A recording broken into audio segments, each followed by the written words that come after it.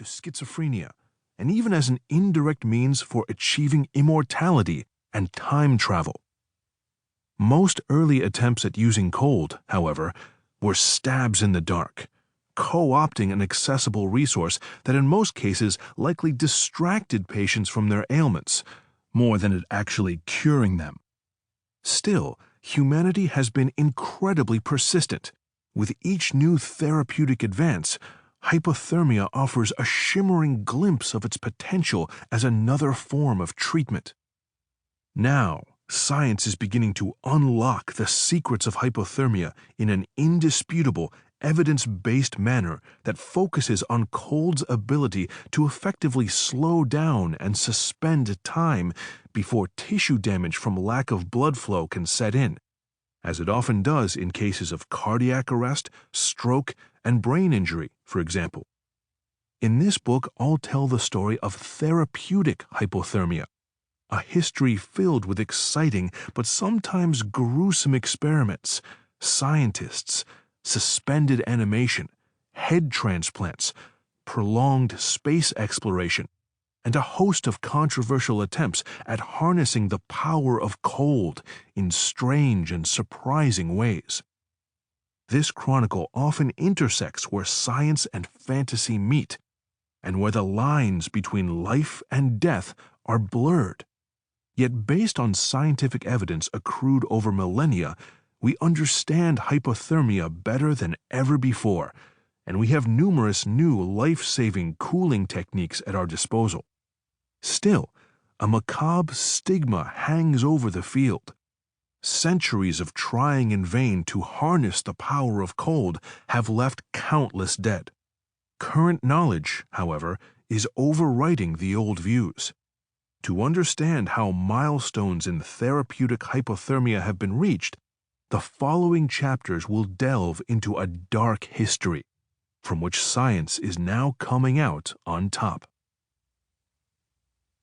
It already feels like an eternity since you started walking. There are no signs of human activity or even of life around here. You feel more alone than you ever have. It's haunting. There's no use in trying to hide your shivering if there's not even a remote chance of anyone seeing you. So you let loose as loud as you can. Indulging in audible teeth chattering feels good, like it's going to make you warmer if you keep at it. Not only does it seem like a defense against the cold, it's actually kind of amusing. You exaggerate your movements, shaking your arms around as though you were being zapped by a lightning bolt. You ponder how absurd you must look. Now you actually do feel a bit warmer.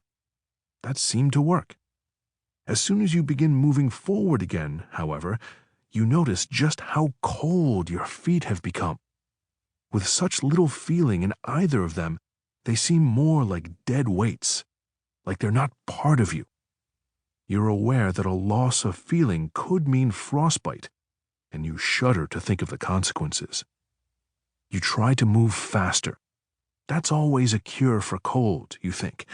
Gotta get the blood flowing. The more you move, the better.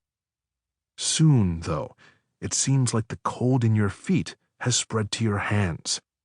You start clenching your fists in pulses, like a heartbeat, in an attempt to make them warm. But after more pulses than you can count, your hands still don't feel warmer. You stop clenching them. The heartbeat stops. Then the realization of how long this journey could take hits you. It's overwhelming. You try to intentionally shiver, which seemed so effective earlier, but now it doesn't work. The shaking is not something you can actively do to keep warm. It's more like a reaction, something automatic that you can exaggerate, like a sneeze or a yawn. Best to just keep moving. Surely, this is going to be the journey of your life, or death. 1. More than a feeling. What is cold? Heat. I know it's ironic, but that's where we must begin a book about hypothermia. With knowledge surrounding heat and temperature,